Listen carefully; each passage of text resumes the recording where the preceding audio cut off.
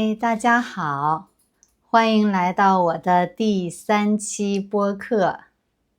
前2期大家都看了吗？有很多朋友说里边有很多词可能是第一次见，所以觉得有点难。这个都是很正常的。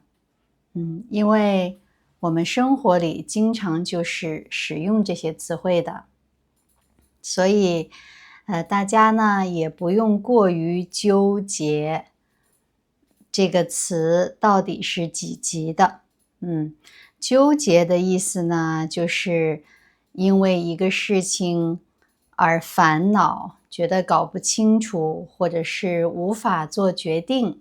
比如说这个周末要不要去旅行呢？哇，好纠结呀，有很多事情要做，但是呢又想去旅游，就这个感觉。我们都知道啊，学习外语的时候最重要的就是一定要有大量丰富的输入。因为我们平时在课堂里边学的内容其实是总体来说这个量是非常少的。但一个人真正的生活环境下，其实用词是很丰富的，遇到的场景也很多。所以呢，我建议大家前2期播客呢，如果有听不懂的地方，也不要太过担心，就是反反复复多听几遍，慢慢就好了。因为我里边描述的都是我们生活里特别常用的场景和使用的句子。加油吧！语言就是这样的，你付出的时间和努力都会反馈在你的能力上边。可能需要一个积累的过程，不要着急，慢慢来。只要你持续不断的在努力，你的中文肯定会越来越好的，加油呀！今天呢，想跟大家聊聊沟通的问题。在你的国家，你们小的时候如果犯错了，那父母或者老师的态度是很温和呢，还是非常严厉呢？在我成长的这个环境呢，或者说在中国大部分的环境下吧，当一个人犯错的时候，旁边的人通常都会采取非常严厉，甚至有点刻薄的词汇去批评他，甚至呢会因为这一个错误而否定你全部。比如说你一直就是这样的，还有你总是这个样子，甚至是你就是这种人。所以呢很多情况下就会因为一个小的错误而给别人定性。在这种情况下呢，大部分人面对别人的批评的时候，采取的态度通常就是否定、对抗，甚至会反击。所以批评呢，没有达到它本应该达到的作用。因为我们去批评一个人的时候，是希望他能改正错误。但是当你把这个批评扩大化，甚至变成攻击性的语言的时候，那对方一定会拒绝接受。所以最后沟通的结果就是对方没有意识到错误，或者即便意识到错误，也是非常不愉快的接受了你对他的这个评论，那对关系来说肯定是有很大的伤害的。所以我小的时候也是这个样子。我还记得有一次饭做好了，我妈妈让我把菜端上桌的时候，我伸手就去端，端完了之后觉得好烫，就洒了。我妈妈当然也是关心我有没有烫伤，但是她也同时指责了我为什么这么不小心，什么事情都做不好。我当时愣在那里，就手足无措。手足无措的意思就是手跟脚都不知道该怎么放，也不知道该下一步做什么。就是有点尴尬，有点迷茫的站在那儿。接下来我妈妈就接着批评了我，说还不快去拿东西过来擦一下。也就是说整体发出的这个指令呢，不是指导，也不是平静的跟你沟通，告诉你下次要小心一点，就是更多的是指责还有愤怒。这个事情呢，也并不代表说我妈妈就是一个不好的妈妈啊，没有这个意思。因为在中国的家庭，大部分的父母跟孩子都是这样的方式沟通的。所以导致的问题呢，就是我们大部分人就是在这样的环境下成长起来的。所以当我们长大之后，遇到一些突发情况，或者是跟预想不一样的情况的时候，我们采用的方式其实大体就跟父母对待我们的方式是差不多的。就是比起客观的描述事件本身，可能更倾向于去指责别人。后边等大学毕业了，也自己会关注一些心理学的书籍，然后回顾自己的成长，还有观察身边的人，才觉得，好像沟通还有不一样的方式，一样可以达到好的效果，甚至可以达到更好的效果。先给大家讲一个我曾经的例子吧。那个时候呢，我还在中国上班，有一天早上就急匆匆的出门，赶上公交车，车上呢，跟每天一样，就特别多的人。因为上下班高峰就是这个样子。有的时候呢，甚至人多到这趟公交车都挤不上去，那你就只能等下一趟。所以那天早上能顺利的上车，已经很幸运了。上车之后，就跟平时一样，大家有的在聊天，有的在看手机。这个时候呢，就开出去差不多2-3站的样子，在一个新的站点就停了。我望了望窗外呢，一看排队等着上车的人还挺多的。公交车是前门上车，后门下车。这样的话效率就比较高嘛。然后有一对父女，这个孩子呢，看样子应该是一个小学生。他们排队排得比较靠后，所以在轮到他们上车的时候，那个人已经都站满了，就上不去了。可能是小朋友上学要迟到了，不想再等下一趟。爸爸就说，你去后门上车吧，我在前门给你交钱。小朋友就急匆匆的就跑到后门就上车了。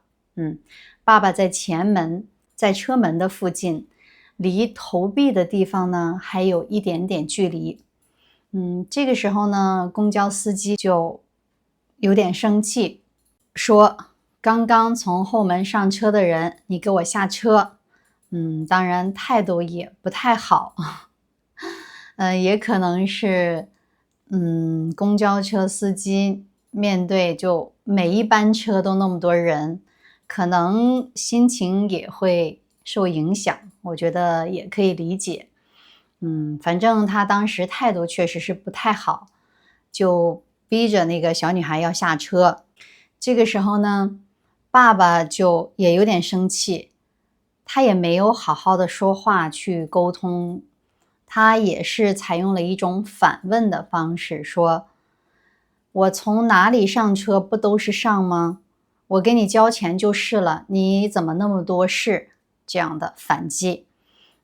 公交车司机就很生气，听了这话，然后就说：“你违反规定在先，反而还说我怎么样？我不管，你们两个通通都给我下车。”那个小女孩的爸爸也肯定不肯下车呀。大部分人可能这个时候都是在观望吧。一方面会觉得自己贸然参与的话，万一一起被骂了，也没什么好果子。或者是说就觉得事不关己，那我就等着他们自己解决问题就好了。后边公交车司机，直接就说，如果你们两个不下车的话，那我就不开车了。哎，就这样往那一坐就不动了。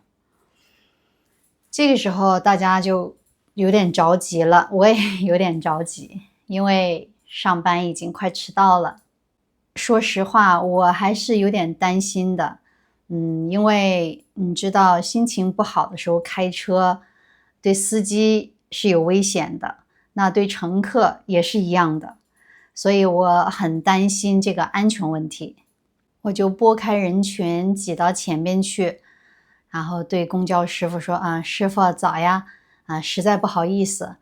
那个小朋友呢，是我朋友的孩子，这个从后门上车确实是违反规定，真是给您添麻烦了。我说这样，他不是钱还没交吗？我先替他交了。说着我就掏出一枚硬币，就放进了投币箱。小朋友上学迟到的话，老师肯定是要罚他的。这个今天您就破例一次，然后您一定要通融一下，太对不起了。我说完这些之后呢，公交师傅他因为也有台阶下了嘛，他就说：“那以后的话一定要注意啊，不能这样了。”我说：“那肯定的，我们一定这个吸取教训，以后不能再犯这样的错误的。”我说：“真是不好意思。”司机师傅说：“那好了。”然后就转过去关上车门，然后车就开起来了。这个时候呢，那个孩子的爸爸也非常感激，他就挤到我这里，拿那1块钱的硬币塞给我说：“这个钱给你。”我说：“哎呀，不用了，没关系的。”他说：“不行不行，这个一定要给你。”我说：“那好吧，你既然坚持的话，我就收下了。”其实谁都能看得出来，我们两个并不是朋友。但是呢，当时大家僵持在那里，就谁都不想让步，好像谁先让步就代表着谁输了一样。就卡在那里了。后边我这样去调和了一下，这个问题就解决了。而且呢，这样我也就不用迟到了呀，对吧？你们也可以回想一下你们最近的一次吵架，无论是跟家人还是跟朋友，你发现了没？就吵着吵着，到最后你们在争论的问题已经不是开始引起你们争吵的那个问题了，到最后呢，就上升为互相的这个攻击，这个问题就更没有办法解决了。所以有的时候我还是觉得我们沟通的时候就一定要明确一点，就是你想要解决什么问题，达成什么样的结果，能以柔和的方式去解决这个问题，我觉得还是挺需要智慧的。第二件事呢，关于沟通的呢，是别人带给我的震撼。也是从这件事之后呢，我也更坚信了这个语言是有力量的，温柔是可以能达成更好的沟通的。这件事情呢，还是要从几年前说起。那个时候呢，我刚来日本，我们就去迪士尼玩了。迪士尼入口的那个闸门的地方，早上很早就已经排了长长的队伍，就好几列吧，我们排在差不多中间的位置。所以等后边检票进去之后，大家就开始往各个方向就开始走了。在网上做了攻略，说去到哪里可以拿到那个 Fast Pass， 就是快速入场券。因为有的项目特别火，可能要排2个小时甚至3个小时。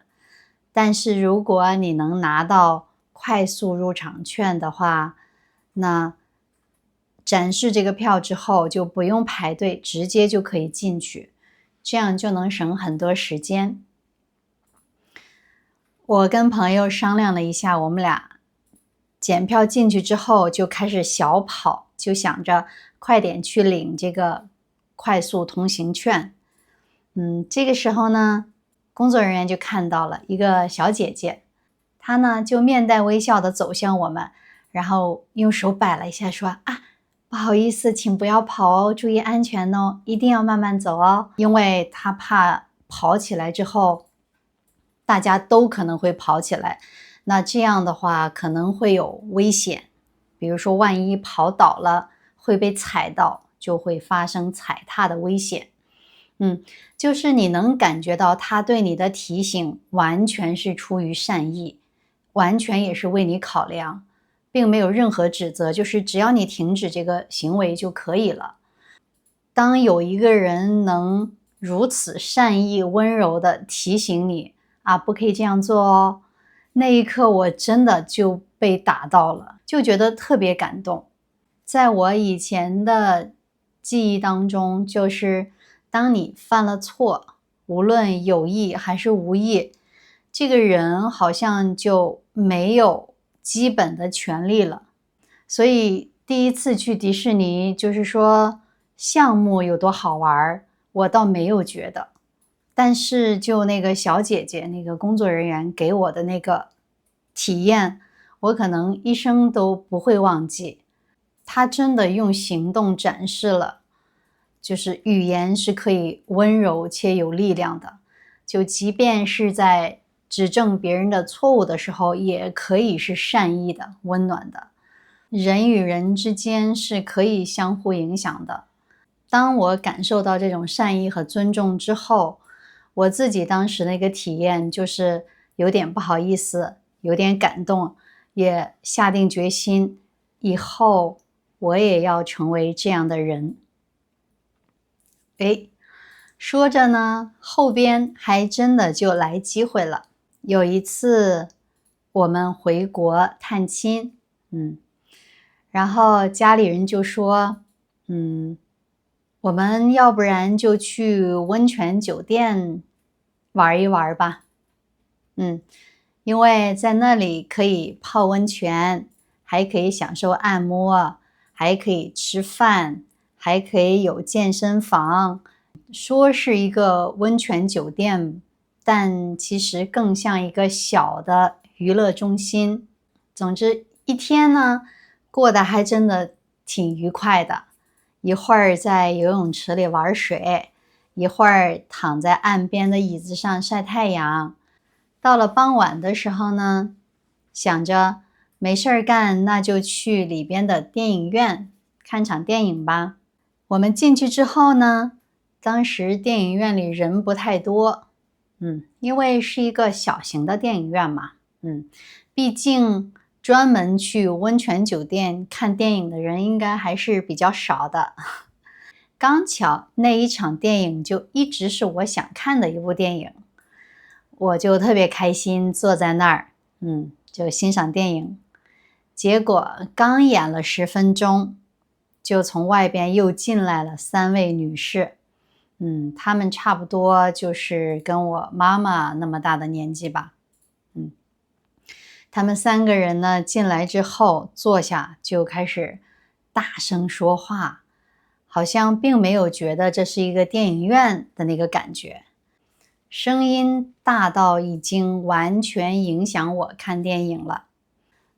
因为很多时候大家能忍一下的话也就忍耐了，就不太愿意跟别人发生冲突，所以我就在想，我是去说呢，还是去忍一下呢？可是这部电影是我真的很想看的。一般情况下，当大家觉得忍无可忍的时候，肯定就会大声说：“哎，有没有素质啊？在这个电影院里大声说话，让不让别人看电影了？”肯定会这样去指责。但是呢，一般人面对这样的指责，第一反应绝对不会是道歉，肯定就会反击，就会说：“你素质好，你可以去自己包一个电影院呢。你素质好，你干嘛要来这里啊？”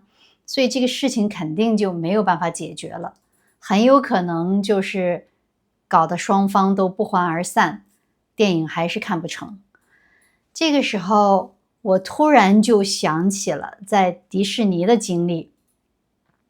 我没有大声去指责他们，而是起身，猫着腰，悄悄地走到他们跟前，然后说：“亲爱的大姐，能不能稍微小点声？我这部电影超喜欢，我想再看一遍，拜托了，拜托了。”然后他们三个也有点受宠若惊的那个感觉，就他们也很意外，就说：不好意思啊，我们刚三个聊得太开心了，就没注意到非常对不起。然后我就退回到座位上，他们其实也就没有再聊天了，这个事情就很完美的解决了。这就是我印象比较深的，运用这次温柔的力量去解决问题，就是去客观的提你的要求，描述状况，而不是上升成情绪性的语言攻击。所以这次沟通成功之后，也觉得挺有成就感的。所以沟通还真的是挺有技巧的。我觉得沟通最重要的前提应该就是平等跟尊重吧。只有这样，对方也才能真的听进去你的要求，也才能跟你一起解决这个问题。以上2次呢，是我主动去沟通解决问题的情况。接下来的这个故事呢，不是我主动去解决问题，而是发生问题了，我被迫应对的一个事情。事情呢是这样的，当时我还在法国留学，好不容易到假期了，我们几个玩的比较好的，就商量着去意大利旅游。当时我们的行程是先去那不勒斯，然后去佛罗伦萨。因为我们一共4个人，所以就住了民宿。这家民宿的条件呢还是挺好的，挺宽敞的，里边也很干净。当时有其中一个小伙伴生病了，就突然没有胃口，很难受，所以第2天呢，我们是3个人一起出去吃饭。吃完饭之后呢，给他打包了一个小的披萨回来，但是他当天因为没有胃口，就吃了一小块，所以决定就把披萨扔掉了。那我们把它装到一个垃圾袋里，整体收在那儿。所以我们走的时候呢，屋里是有一包垃圾，就是我们住的这2-3天产生的生活垃圾，一些塑料袋啦，一些乱七八糟的东西。还有一个呢，就是这一盒披萨。等我们到佛罗伦萨，第2天天气特别好，我们就在一家河岸旁边的咖啡厅，一边喝咖啡，一边吃早餐，商量着稍后要去哪里玩。这个时候呢，负责订房子的这个小伙伴，他就收到了，那个房东打来的电话。电话一接通呢，对方就劈头盖脸把他给骂了一顿，说你们这些人怎么这么过分？怎么可以在我的房间里留垃圾？那你们需要支付100欧的这个垃圾处理费，太过分了！我肯定要给你差评，以后让其他的这个房东都不租给你房子。那这个女孩子呢，也是有点懵，她觉得，诶，我们走的时候明明收拾得很干净啊，屋里最后其实就算是剩了2包垃圾吧，就是普通的这个垃圾袋的日常垃圾，加上那1盒披萨，就这些东西啊，这怎么能算乱扔垃圾呢？而且房间都恢复到原样了。然后就说你这个老头也真的是很坏，肯定就是想讹我们的钱。讹别人的意思呢，就是你明明没有受到伤害，就是通过一些个欺骗等手段拿到你不该拿的钱，就叫做讹别人。所以他就觉得这个老头是在故意为难我们，他在电话上当然态度也很生气，就跟对方就吵了起来。对方就坚决要求说，我已经跟平台投诉了，你必须要支付100欧给我们。这样的话，这个事才算扯平，而且以后我也永远不会再租房子给你们了。那这个女孩子呢，自然也觉得很冤枉，因为我们走的时候确实是收了垃圾的，只是没有把垃圾带出去。这个女孩子就扔下一句话说，反正无论怎么样，我是不可能再支付任何钱的。你这样呢，也是有违这个租房条款的，我也要投诉你。双方就这么不欢而散。接下来我们在吃饭的时候呢，就看到那个房东果然在那个租房的那个软件上就写了很多评论，而且把那2袋垃圾照片也照出来放在那，说这一伙人很差劲呐，不要租给他们房子呀，并且要求平台那边跟我们追讨100欧的费用。那个老头又提到一句，他说垃圾即便你收好了，也要自己带到垃圾站，这个是真的不知道的。后边知道了之后呢，就发现这当中有误会嘛，因为房东那个老头他觉得你们就是故意的，而我的这几个朋友呢，他们都觉得这个老头是多事儿，就是故意为难我们。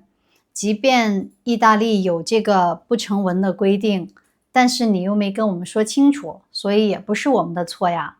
那个房东就在那个租房的网站上不断的发帖，就追讨这100欧，不断的攻击这个女孩子，因为是她的名义租的这个房子嘛。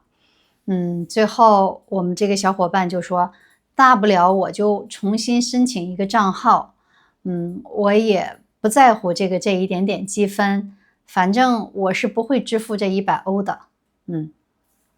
当然如果真要支付呢，肯定也是我们4个人要平分的嘛，平摊。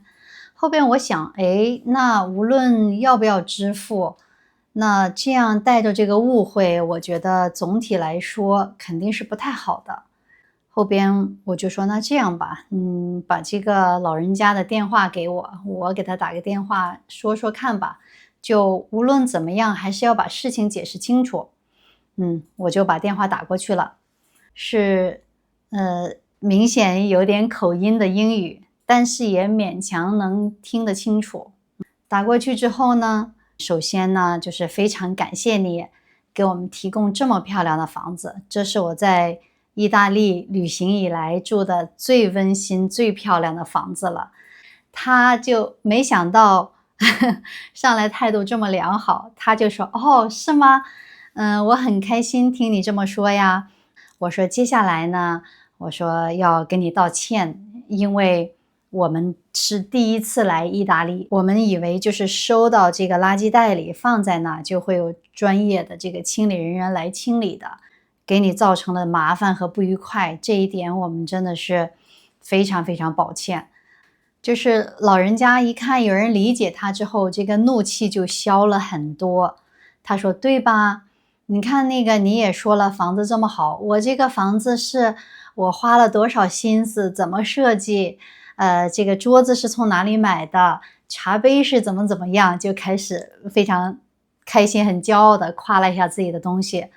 后边我就说，意大利这么美，我还想着以后跟家人在一起来逛一逛意大利，那个时候还希望能住到您的房子。老人家其实可能就是想抱怨一下，他发现他的抱怨你能接受，而且给了诚挚的道歉，没有上来就质疑他的说法，他反而就变得柔和了。你既然这样说了，那你们下次知道了，这就好了。那100块的那个罚金呢，我会跟平台那边要求取消，然后祝你们玩得开心啊之类的。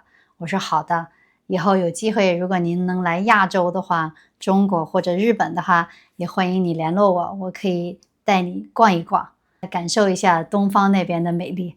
他就说，好的好的。他说那好吧，那你们继续旅游吧，我就不耽误你的时间了。当时我的其他几个小伙伴在旁边都目瞪口呆。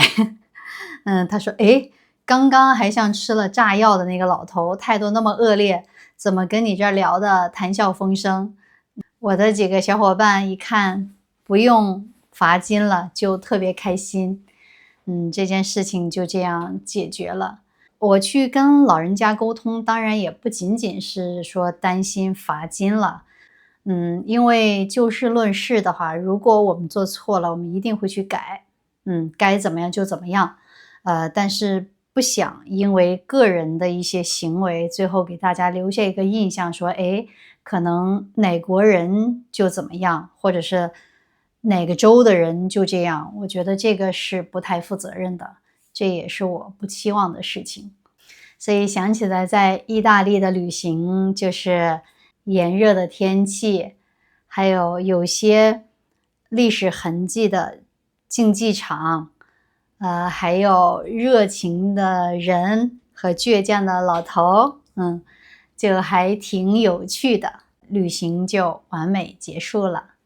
还有一次关于沟通，我学到的事情就是要坚韧，要反复的去沟通。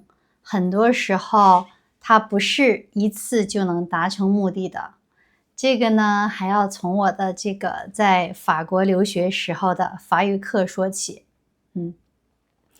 我们在开学之前呢，其实做了简单的法语测试，测试题呢就30道选择题，在电脑上做的。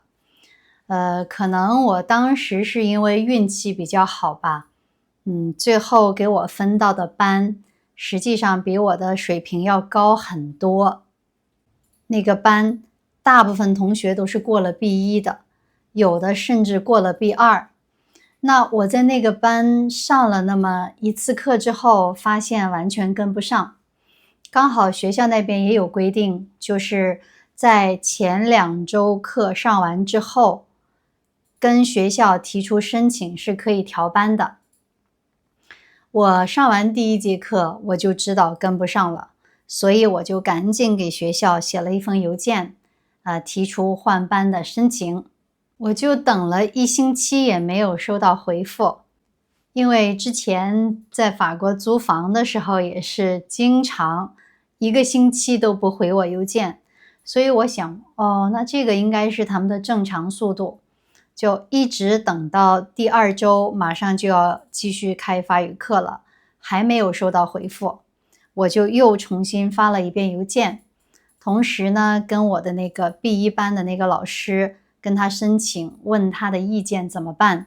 我说这个班级我肯定是跟不上，我觉得上那个 A2 的班级更合适，但现在一直没有收到回复，我可不可以先去 A2 那个班上课呀？后边我的这个老师说，可以，因为他上1节课的过程中，他也能看出来我确实是跟不上。他说好的，那你就先去那边吧，这边我也会跟学校那边再说一下。我说那就没问题了。我就去到 A2 的班级跟老师说了这个情况，然后 A2 班的那个法语老师呢说没问题，那你把名字写在这里吧。因为前2周按照往年来说，这个法语课互相这样调来调去，刚好是前2周是高峰期，所以你手动把名字写在这里就可以了。所以我就一直跟着这个 A2 这个级别的法语老师在上课。然后那边呢，我当然也在发邮件催，然后我的那个 B1 班的那个老师，他也说跟学校那边会发邮件确认这个事情，会告诉他哪几个学生转到了哪个班级。在我看来，这样的联络已经万无一失了，就是多方面的人同时在跟学校联络嘛，肯定不会出错的。所以我就又等了1星期，马上就到第3周了，还是没有回复。我说好奇怪呀，这个就算再忙的话，那这已经2周了呀。后边我下课就去到那个学生中心去问这个事情。不出意外，学生中心的这个处理方式呢，肯定就是回去等发邮件。因为你直接上来要求见人调班，这个我们也是需要准备的，我们也是需要邮件一点点处理的，你回去等就好了。我想也有道理，不要催嘛，因为既然两边老师都认可这个事情了，学校政策也有前2周是允许调整的，我说那就没问题，我就回去了。回去之后呢，到第4周的时候，终于收到邮件了，但是你们可能都想不到，那个是这个整个法语组的一个主任，一看就是统一发送，就是内容是这样写的，因为现在已经过了3周了，已经超过前2周的这个申请期了，所以你的这个调班申请不予通过，请继续维持原来的班级，这个事情就结束了。我当时一收到这个邮件，我真的是有点难以置信，因为我在第1次课结束之后就立刻申请了，是校方没有给我回复。其次呢，我还跟我这个 B1 的和 A2 的老师同时都申请了，2位老师也说都跟校方那边申请了哪些学生适合转到哪个班级。那现在只有校方那边一直没有回复，你校方拖到第4周才回复，最后回复的理由竟然是已经过了前2周的调整期，这个太离谱了。